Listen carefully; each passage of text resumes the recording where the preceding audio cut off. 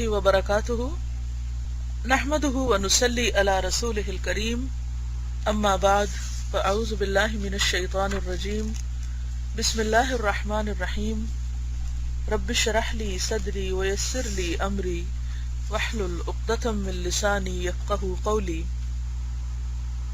ہم اپنے دروس کے سلسلے میں گمراہوں کی اقسام کے بارے میں پڑھ رہے تھے، اور ابن الجوزی اس باب کے آغاز میں 4 قسم کے لوگوں کے بارے میں لکھتے ہیں کہ وہ دھوکے میں مبتلا ہوتے ہیں۔ ان میں سے ایک علماء ہیں، دوسرے عبادت گزار، تیسرے متصوفین اور چوتھے دولت مند لوگ۔ اس سے پہلے ہم علماء وغیرہ کے بارے میں پڑھ چکے ہیں۔ آج ہم ریاکار صوفیوں کے بارے میں پڑھیں گے۔ صفحہ نمبر ہے 365، فصل 11، ریاکار صوفی۔ لکھتے ہیں کہ ایک فرقے نے لباس، بول چال اور شکل و صورت سے دھوکہ کھایا ہے۔ یہ لوگ ظاہری طور پر سچے صوفیوں سے مشابہت رکھتے ہیں، لیکن مجاہدے اور ریاضت میں اپنے نفسوں کو نہیں تھکاتے۔ یعنی ظاہری لباس اور ظاہری شکل و صورت تو انہوں نے صوفی حضرات کی طرح بنا رکھی ہے، لیکن ان کا نفس یا ان کا اندر ویسا نہیں ہے، اندر اور باہر میں تضاد ہے۔ یہاں پر لفظ مجاہدہ لکھا ہے انہوں نے۔ مجاہدہ کہتے ہیں سخت جد و جہد کرنے کو، اپنے نفس کے ساتھ جہاد کرنے کو، اور ریاضت مشق کو کہتے ہیں، ایکسرسائز کرنے کو، اور اس میں بھی انسان مشقت کرتا ہے۔ جیسے جسمانی طور پر جو لوگ ورک آؤٹ کرتے ہیں، محنت کرتے ہیں، تو وہ ایک مسلسل کوشش اور محنت کے بعد مطلوبہ فٹنس حاصل کرتے ہیں۔ تو جس طرح جسمانی فٹنس ہوتی ہے، اسی طرح روحانی فٹنس بھی ہوتی ہے، اور روحانی فٹنس کے لیے بھی انسان کو ورک آؤٹ کرنا پڑتا ہے، مسلسل محنت اور مشقت سے کام لینا پڑتا ہے۔ تو یہ کہتے ہیں کہ یہ مجاہدے اور ریاضت میں اپنے نفس کو نہیں تھکاتے، لیکن ظاہری لباس اور حال حلیے اور طور طریقوں کے ذریعے یہ ثابت کرتے ہیں کہ یہ بہت اللہ والے، اور حرام، مشتبہ اور بادشاہوں کے اموال پر کتوں کی طرح پل پڑتے ہیں۔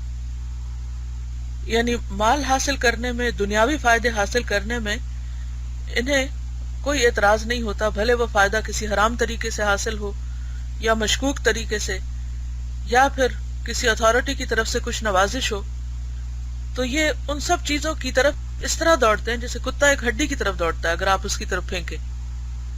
اور اگر ان کی اغراض میں اختلاف پیدا ہو جائے، یعنی اگر بہت سے لوگ ایک گروپ کی شکل میں ہیں اور سب کی غرض دنیا ہے، اور اگر ایک کو دنیا حاصل کرنے میں یا دنیاوی فائدے کے حصول میں دوسرے کی طرف سے کچھ رکاوٹ آ جائے، تو ایک دوسرے کی عزت کی دھجیاں بکھیر دیتے ہیں، یعنی آپس میں خوب لڑتے ہیں اور ایک دوسرے پر الزام تراشی اور ایک دوسرے کو برا بھلا کہنا، غیبت اور طعنہ زنی اور ایک دوسرے کی بے حرمتی۔ تو بظاہر دیکھنے میں تو یہ بہت دیندار لوگ ہیں، بہت خوشنما دینی لباس پہنے ہوئے ہیں، لیکن دوسرے مسلمان کی عزت اور قدر نام کو نہیں۔ تو اس کی بنیادی وجہ کیا ہے کہ ان کا دین صرف ظاہری دین ہے، ان کے اندر کی اصلاح نہیں ہوئی۔ ان کی مثال اس بڑھیا کی سی ہے جس نے سنا کہ بہادر جنگجو لوگوں کے نام دفتر میں درج ہو رہے ہیں اور ان کو مختلف شہروں میں جاگیریں دی جا رہی ہیں، یعنی فوج کو کچھ غنیمت تقسیم ہو رہی ہے، اور فوج میں سے جن لوگوں کے بڑے بڑے کارنامے ہیں ان کو بہت کچھ انعام و اکرام سے نوازا جا رہا ہے۔ تو اس کے دل میں بھی شوق پیدا ہوا کہ مجھے بھی کچھ ملے۔ اس نے زرہ پہنی، اپنے سر پہ خود رکھا، خود کہتے ہیں ہیلمٹ کو، لوہے کی ٹوپی، اور بہادروں کے رجز یاد کر لیے۔ رجز کہتے ہیں پوئٹری کو، ایسی پوئٹری جس میں جنگ کی باتیں ہوتی ہیں اور جنگ میں بہادری کے کارنامے دکھانے پر مبنی اشعار ہوتے ہیں۔ اور پھر لشکر کی طرف متوجہ ہوئی، یعنی جدھر کو لشکر جا رہا تھا بھی چل پڑی۔ اس کا نام بہادروں کے دفتر میں لکھا گیا، کیونکہ سب کا لکھا جا رہا تھا تو اس نے پریٹینڈ کر کے اپنا بھی لکھوا لیا۔ پھر جب وہ ڈاکٹری معائنے کے لیے پیش ہوئی تو اسے خود اور زرہ اتارنے کا حکم دیا گیا تاکہ اس کے بدن کو دیکھا جائے اور اس کی بہادری کا امتحان لیا جائے، کیونکہ صرف ظاہری حال حلیے کی وجہ سے تو کوئی بہادر حقیقت میں بن نہیں سکتا۔ تو اس کا جائزہ لیا گیا، یعنی اوپر کا لبادہ جو اس نے اوڑھا ہوا تھا وہ ہٹا کر اس کے اندر دیکھا گیا، اور جب اس نے یہ سب چیزیں اتاری تو وہ ایک ضعیف عمر رسیدہ بڑھیا تھی، وہ بہادر نہ تھا۔ لوگوں نے کہا تو بادشاہ اور اس کے درباریوں سے مذاق کرنے آئی ہے؟ پھر حکم ہوا کہ اس کو گرفتار کر لو اور ہاتھی کے پاؤں تلے کچل دو، کیونکہ پہلے زمانے میں یہ سزا کی ایک قسم تھی، جو بغاوت کرتا یا دھوکہ بازی کرتا، اور خصوصاً بادشاہ کے ساتھ، تو وہ کچل دی گئی۔ ان ریاکار صوفیوں کا قیامت میں یہی حال ہوگا، جب ان کا پردہ کھل جائے گا اور سب سے بڑے حاکم کے سامنے پیش کیے جائیں گے، جو کہ دلوں کو دیکھتا ہے، نہ کہ لباس اور گدڑی کو۔ گدڑی کہتے ہیں اس معمولی لباس کو جو صوفی حضرات پہنتے ہیں۔ تو اس سے کیا پتہ چلتا ہے کہ کچھ لوگ، جسے قرآن مجید میں آتا ہے نا وَمِنَ النَّاسِ مَن يَقُولُ آمَنَّا بِاللَّهِ وَبِالْيَوْمِ الْآخِرِ وَمَا هُمْ بِمُؤْمِنِينَ، کہ لوگوں میں سے کچھ ایسے ہیں جو زبان سے کہتے ہیں کہ ہم ایمان لائے اللہ پر اور یوم آخرت پر، حالانکہ وہ مومن نہیں ہوتے، کیونکہ ایمان ان کے دلوں میں نہیں اترا ہوتا، ایمان ان کے اندر راسخ نہیں ہوتا۔ وہ چند ظاہری اعمال کو اختیار کرنے کے بعد یہ سمجھتے ہیں کہ وہ پکے مومن ہو گئے، حالانکہ ان کا ایمان سے کوئی تعلق نہیں۔ ایسے لوگوں کو اللہ تعالیٰ منافقین کہتے ہیں، اور پھر سب سے پہلی صفت ان کی کیا بتائی گئی؟ یخادعون اللہ والذین آمنوا وما یخدعون الا انفسهم وما یشعرون، کہ وہ اللہ کو دھوکہ دیتے ہیں اور ایمان والوں کو دھوکہ دیتے ہیں، حالانکہ وہ صرف اپنے آپ ہی کو دھوکہ دیتے ہیں اور ان کو اس کا شعور نہیں۔ تو اس سے کیا بات سامنے آتی ہے کہ ایسا کرنے والے جو صرف ظاہریت میں مسلمان ہوں، صرف اپنے ظاہری رکھ رکھاؤ یا ظاہری چند اعمال یا شکل و صورت انہوں نے مسلمانوں جیسی بنا رکھی ہو، لیکن دل میں ایمان نہ ہو، تو یہ سب کچھ دھوکہ ہے، نفاق ہے۔ تو اسی طرح جو لوگ ظاہری طور پر بہت دیندار نظر آئیں لیکن ان کے باطنی اخلاق درست نہ ہوں، ان کے اندر مسلمانوں کے خلاف حسد اور بغض اور نفرت، یعنی ان کو حقیر کرنے کے جذبات ہوں، تو یہ تمام چیزیں انسان کو خود ہی نقصان دیتی ہیں۔ لیکن عموماً ہم اپنی ان خرابیوں کے بارے میں سوچتے ہی نہیں، یا ان کی کئی ایک تعویلیں پیش کر لیتے ہیں اصلاح کرنے کی بجائے۔ ابن الجوزی لکھتے ہیں کہ ان ریاکار صوفیوں کا قیامت میں یہی حال ہوگا، جب ان کا پردہ کھل جائے گا اور سب سے بڑے حاکم کے سامنے پیش کیے جائیں گے، یعنی اللہ کے سامنے، کہ جو دلوں کو دیکھتا ہے۔ ایک اور فرقہ ہے جو علم معرفت، مشاہدہ حق اور مقامات اور احوال طے کرنے کا دعویٰ کرتا ہے، کہ انہوں نے بہت مجاہدہ کیا ہے اور اللہ کو پہچاننے میں بڑی مشقتیں کی ہیں اور بہت سے مقام طے کیے ہیں، لیکن ان امور کو صرف اتنا ہی جانتے ہیں کہ ان کے نام انہوں نے یاد کر لیے۔ جیسے ایک معمولی طالب علم مختلف اسکول اور کالج وغیرہ کی ڈگریاں حاصل کرتا جائے تو بسا اوقات وہ وقتی طور پر امتحان میں محنت کر کے وہ سرٹیفکیٹ تو حاصل کر لیتا ہے، لیکن اس کے پاس حقیقی علم نہیں ہوتا۔ تو یہ کہتے ہیں کہ بعض ایسے متصوفین بھی ہیں کہ جنہوں نے اس راستے کی ساری اہم ٹرمینالوجی جو ہے اس کو ڈھٹ رکھا ہے اور اس کو خوب جانتے ہیں، لیکن تم ان میں سے کسی کو دیکھو گے کہ ان الفاظ کو یاد کرتا ہے اور سمجھتا ہے کہ اس کا علم پہلے اور پچھلے لوگوں کے علم سے بہت اعلیٰ ہے، یعنی صرف ظاہری چیزوں کو رٹ کے سمجھتا ہے کہ وہ بہت بڑا عالم ہو گیا۔ وہ فقہا، محدثین اور مختلف علماء کو حقارت کی نگاہ سے دیکھتا ہے، چہ جائے کہ عوام، یعنی وہ بڑے بڑے علماء کو بھی معمولی سمجھتا ہے۔ تو جو شخص علم والوں کو حقیر سمجھے پھر وہ عوام کے بارے میں کیا سوچ سکتا ہے؟ یعنی اگر کسی کی نگاہ میں ان لوگوں کی کوئی قدر نہیں جن کو اللہ نے علم دیا ہے، تو پھر عامت المسلمین کے بارے میں وہ کس انصاف سے کام لیں گے؟ یہاں تک کہ عوام میں سے بعض ان کے ساتھ رہتے ہیں اور ان سے ان کے کھوٹے کلمات سیکھتے ہیں اور بار بار ان کا اعادہ کرتے ہیں، کہتے ہیں کہ وہ اللہ تعالیٰ سے حجاب میں ہیں، حق کے ساتھ واصل یعنی جڑے ہوئے اور مقربین میں سے ہیں، حالانکہ وہ اللہ کے نزدیک فاجر اور منافق کا درجہ رکھتے ہیں۔ یعنی بعض لوگ اپنے بارے میں بہت خوش فہمی کا شکار ہوتے ہیں کہ ان کے درجات دین میں بہت بلند ہیں یا اللہ کے بہت قرب رکھتے ہیں، حالانکہ حقیقت ایسی نہیں ہوتی، یہ سب ان کے نفس کا دھوکہ ہوتا ہے یا شیطان ان کو دھوکے میں مبتلا کیے ہوتا ہے۔ اور وہ لوگوں پر بھی ایک بہت اپنا روب قائم کیے ہوئے ہوتے ہیں کہ وہ بہت مقربین میں سے ہیں اور ان کی دعائیں بہت قبول ہوتی ہیں، اور بسا اوقات وہ ایسے حربوں اور طریقوں سے کام لیتے ہیں کہ لوگوں کو بے وقوف بناتے ہیں۔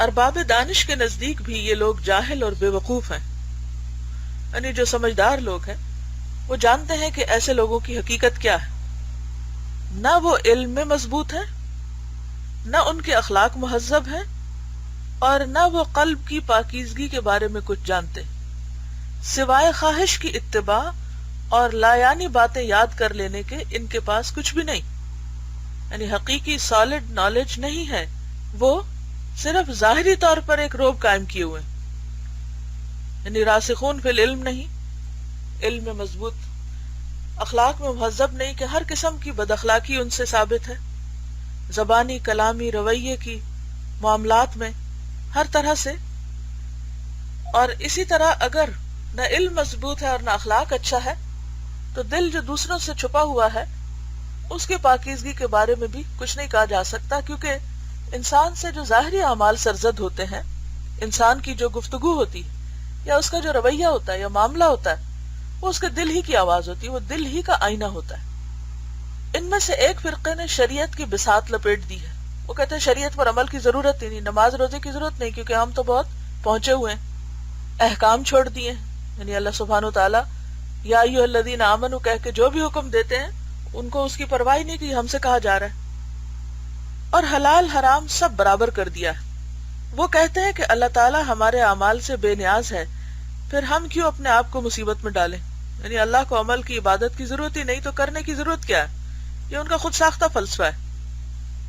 حقیقت یہ ہے کہ اللہ کو واقعی کسی کے عمل کی ضرورت نہیں، کسی کی عبادت کی ضرورت نہیں، پھر ہم عبادت کیوں کرتے ہیں، اعمال صالح کیوں کرتے ہیں، اللہ کو راضی کرنے کی کیوں کوشش کرتے ہیں، کیونکہ اللہ سبحانہ وتعالی اس کو ڈیزرو کرتے ہیں، وہ اس کے مستحق ہیں کہ ان کی عبادت کی جائے، وہ ضرورت مند نہیں ہے۔ ان دو چیزوں میں فرق ہے۔ مثلا آپ ماں باپ کی رسپیکٹ کرتے ہیں تو آپ کیا سمجھتے ہیں کہ ماں باپ اس کے ضرورت مند ہوتے ہیں جب آپ ماں باپ کی عزت کرتے ہیں، یا وہ عزت کے بھوکے ہوتے ہیں؟ ایسی بات نہیں ہے۔ بات یہ ہے کہ ماں باپ ڈیزرو کرتے ہیں کہ ان کی عزت کی جائے ان کے مقام اور مرتبے کی وجہ سے۔ اسی طرح بچوں کو آپ پیار کیوں کرتے ہیں؟ کیا ان کو ضرورت ہوتی؟ ہاں، یہ کہہ سکتے ہیں کہ بچوں کو پیار کی بھی ضرورت ہوتی ہے، لیکن بچے اپنے بچپنے کی وجہ سے محبت کے مستحق ہوتے ہیں، شفقت کے، نرم رویے کے مستحق ہوتے ہیں، کیونکہ وہ بچے ہیں۔ اسی طرح دیگر انسان، تو اللہ نے انسان کو عزت بخشی ہے، وَلَقَدْ كَرَّمْنَا بَنِي آدم، ہم نے بنی آدم کو عزت بخشی۔ تو عام انسانوں کے ساتھ جو آپ اچھے اخلاق اور اچھے معاملات کا معاملہ کرتے ہیں تو کس لیے کرتے ہیں؟ کہ ان کو ضرورت ہے آپ کی عزت کی؟ آپ عزت کریں گے تو ان کی عزت ہوگی؟ نہیں، وہ مستحق ہیں، کیونکہ عزت کا حق بھی اللہ سبحانہ تعالیٰ نے دیا ہے، اللہ نے انسان کو عزت بخشی ہے۔ اور پھر اسی طرح اگر آپ علماء کی اور نیک لوگوں کی عزت کرتے ہیں تو کس لیے کرتے ہیں؟ کہ وہ ضرورت مند ہے، آپ عزت نہیں کریں گے تو ان کی عزت نہیں بنے گی؟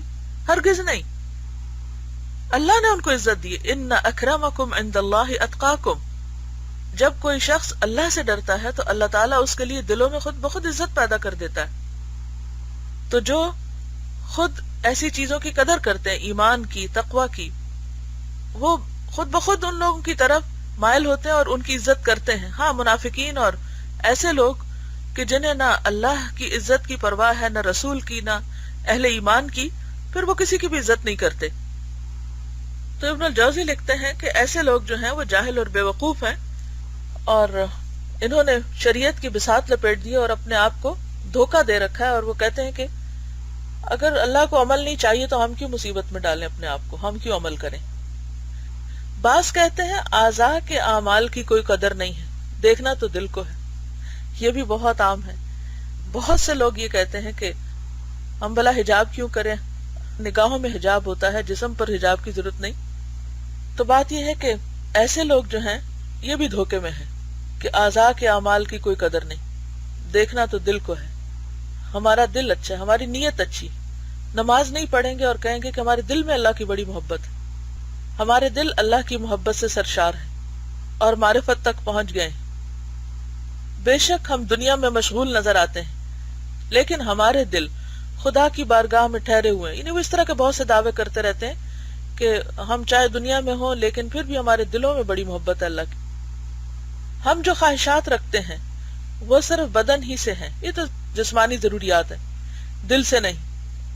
یہ لوگ خیال کرتے ہیں کہ عوام کے مقابلے میں ان کا درجہ بہت بلند ہے، یعنی اپنے آپ کو بڑی چیز سمجھتے ہیں اور وہ بدن کے اعمال سے بے نیاز ہو چکے ہیں. گویا اپنے زوم میں، زوم کہتے ہیں کلیم کو، اپنے زوم میں اپنے آپ کو انبیاء سے بھی بلند سمجھتے ہیں. نعوذ باللہ. کیونکہ انبیاء علیہم السلام تو ایک ایک لغزش پر برسوں روتے رہے، یعنی چھوٹی چھوٹی غلطیوں پر مسلسل اللہ کی طرف رجوع کرتے رہے. حضرت یونس علیہ السلام کو آپ دیکھیے کہ کس درد کے ساتھ اللہ کو پکارتے ہیں. اہل اباحت، اباحت کہتے ہیں چیزوں کو مباح کر دینا، یعنی حرام یا مشکوک چیزوں کو جائز قرار دینا. اہل اباحت کے دھوکے کی اقسام بے شمار ہیں. وہ سب مغالطے اور وسوسے میں ہیں. غالطہ یعنی رانگ تھنکنگ. شیطان نے ان کو دھوکہ دے رکھا ہے. اس کی اصل وجہ یہ ہے کہ وہ علم کی مضبوطی سے پہلے مجاہدے میں مشغول ہو گئے، یعنی علم حاصل کیے بغیر وہ تصوف کی منزلیں طے کرنے لگے اور کسی دیندار شیخ کی پیروی بھی ان کو نصیب نہ ہوئی، یعنی کسی عمل کرنے والے کا ساتھ بھی نصیب نہیں ہوا، خود بھی علم حاصل نہیں کیا، لہذا صرف دور سے دیکھ دکھا کر انہوں نے چند ظاہری اعمال اختیار کر کے اپنے آپ کو بہت نیک لوگوں میں شامل کر لیا. ان میں سے ایک فرقہ اور ہے، ان پر معرفت کا دروازہ کھلا، انہوں نے معرفت کی ابتدائی خوشبو سونگھی اور یہ عجیب و غریب خوشبو ان کو ایسی پسند آئی کہ ان کے دل اسی کے بارے میں سوچنے اور دوسروں کی اس سے محرومی پر غور کرنے میں مصروف ہو گئے. یعنی کچھ لوگ پہلے ہی درجے میں اٹک کر رہ گئے، انہوں نے کہا بس ہمیں منزل مل گئی. حالانکہ منزل تو پوری زندگی بھی انسان کو نہیں ملتی، ساری زندگی ہی کوشش کرتے رہنے کی ضرورت ہوتی ہے. بہرحال یہ ان کا دھوکہ تھا کہ جب وہ اس راستے پر چلے اور انہیں اللہ کی محبت نصیب ہوئی اور اس سے ان کو لطف حاصل ہوا تو وہ سمجھنے لگے کہ بس اب اس سے زیادہ نہ پڑھنے کی ضرورت ہے، نہ عمل کرنے کی، نہ کچھ اور کرنے کی. یعنی منزل سے پہلے ہی کے حصے کو منزل سمجھ کر مطمئن ہو گئے. یہ سب کچھ دھوکہ ہے، کیونکہ اللہ کی راہ کے عجائبات کی کوئی انتہا نہیں. اگر انسان کا دل ہر عجوبے پر ٹھہر جائے اور اسی کا پابند ہو جائے تو اس کے قدم رک جائیں گے. یعنی جب آپ اللہ کے راستے میں چلتے ہیں اور اللہ تعالیٰ کی عبادت کرتے ہیں اور اللہ تعالیٰ کے ساتھ ایک خاص تعلق رکھتے ہیں، اللہ کی کتاب پڑھتے ہیں، تو آپ محسوس کرتے ہیں، جو بھی لوگ اس راستے پر ہیں، جس بھی منزل پر ہیں، جس بھی درجے پر ہیں، وہ سب محسوس کرتے ہیں کہ روز قرآن کا پڑھنا ایک میریکل ہے. ہر روز انسان کے سوالوں کا جواب اور انسان کے دل دماغ کو روشن کرنے والی باتیں ہوتی. اب قدرتی بات ہے کہ جب انسان کے اندر کی کوئی الجھن دور ہوتی ہے یا اس کو کوئی نعمت نصیب ہوتی تو انسان یہ سمجھتا ہے کہ اب اللہ مجھ سے راضی ہو گیا ہے اور اب مجھے مزید مجاہدے کی ضرورت نہیں رہی، بس یہی منزل ہے. جبکہ یہ درست نہیں. انسان کو اللہ کی طرف بڑھتے رہنے کے لیے مسلسل کوشش کرنی چاہیے. مثلا آپ دیکھیے کہ حضرت موسیٰ علیہ السلام کو جب اللہ تعالیٰ نے نبوت عطا کی اور ان سے ہم کلام ہوئے اللہ تعالیٰ وادی طوا میں، تو موسیٰ علیہ السلام نے یہ نہیں سمجھا اور نہ اس دھوکے کا شکار ہوئے کہ بس مجھے تو نبوت مل گئی اور پیغمبری مل گئی اور اب میں بہت بڑی چیز بن گیا اور مجھے بہت بڑا آنر مل گیا، اور سب سے بڑھ کر یہ کہ مجھے تو اللہ سے بات کرنے کا شرف حاصل ہو گیا، اب اس سے آگے اور کیا چاہیے، بس یہی کافی ہے اور اب میں جاتا ہوں اور جا کے اپنا کام شروع کر دیتا ہوں. لیکن آپ دیکھیے کہ کتنے ہمبل ہیں یا کتنے متواضع ہیں. سب سے پہلے تو یہ کہتے ہیں کہ یا رب تو میرے بھائی ہارون کو میرا مددگار بنا کہ میں اکیلے نہیں یہ کام کر سکتا. اور پھر جب وہ ہارون علیہ السلام کی رفاقت مانگتے ہیں تو ساتھ ہی مزید اللہ کی یاد اور کوشش کے لیے ان کا ساتھ مانگتے، کئی نسبحک کثیرا ونذکرک کثیرا، کہ ہم تیری اور زیادہ تسبیح کریں اور مل کر تجھے اور زیادہ یاد کریں.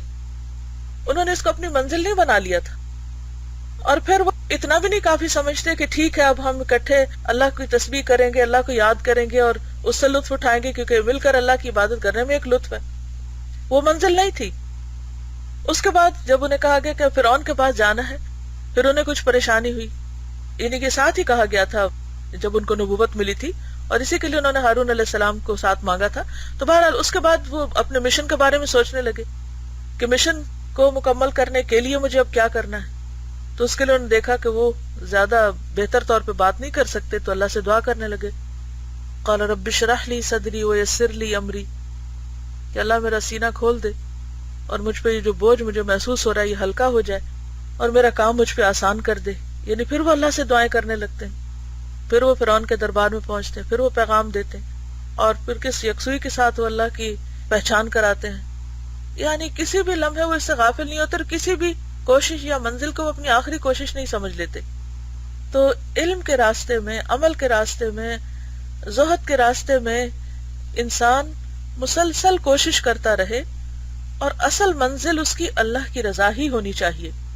اور اس میں وہ مختلف چیزوں سے کام لیتا ہے، اللہ کی یاد نماز اور ذکر کے ذریعے بھی، تلاوت کے ذریعے، پڑھنے پڑھانے کے ذریعے، انسانوں کے ساتھ کے ذریعے، اکٹھی عبادت کے ذریعے، علم کے مذاکرے کے ذریعے، اور عملی کوششیں کرنے کے ذریعے. لیکن انسان بڑے سے بڑا کام بھی کر لے اور بڑی سی بڑی نعمت بھی اس کو نصیب ہو جائے تو وہ یہ نہ سمجھے کہ بس میں نے اب اللہ کی محبت کا مزہ چکھ لیا ہے اور اب صرف ظاہری چند اعمال ہی میرے لیے کافی ہیں.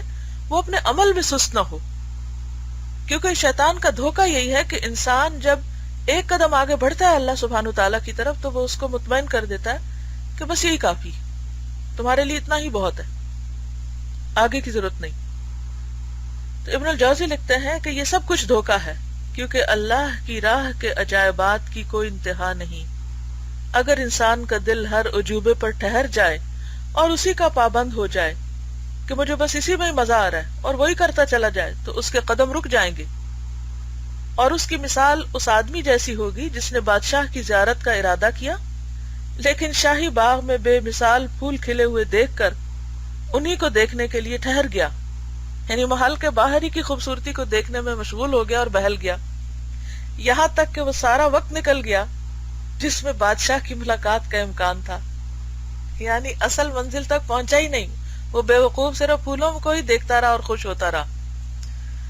تو اللہ کی یاد بھی اور اللہ کا ذکر اور اللہ کی طرف بڑھنے کا ہر قدم، اچھی طرح پڑھی نماز، اچھی طرح خوبصورت کی قرات، یہ ساری چیزیں ہمیں لذت بخشتی ہیں.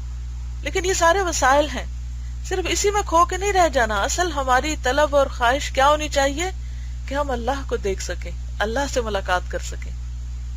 اللہ تعالیٰ ہمیں اس کی توفیق عطا فرمائے. یہاں کسی نے یہ سوال لکھا ہے کہ ہم ایک مرتبہ قرآن سے گزرتے ہیں، یعنی قرآن مجید پڑھ لیتے ہیں تو سمجھتے ہیں کہ ہم کو بہت کچھ آ گیا، لیکن یہاں سے تو یہ بات سمجھ آ رہی ہے کہ اللہ کی طرف بڑھنے والے کہیں رکتے نہیں. جی ہاں، یعنی اللہ کی رضا حاصل کرنے کے لیے تو مسلسل انسان کو جدوجہد کرتے ہی رہنا چاہیے.